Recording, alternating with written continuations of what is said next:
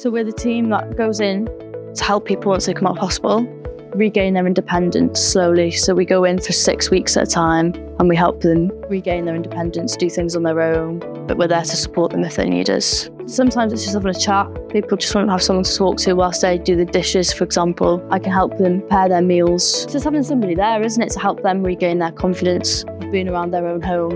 Even if I go in and I just don't say anything, just knowing that they're there. Without us, they wouldn't be able to manage on their own. It makes me feel good, helping people.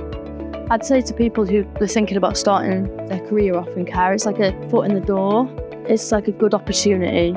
You can go anywhere. You can go with like children, adults. You can even go to like social work. It's up to you, but it is a rewarding job, very rewarding. Ymunwch â thîm Conwy. conwy.gov.uk/swyddi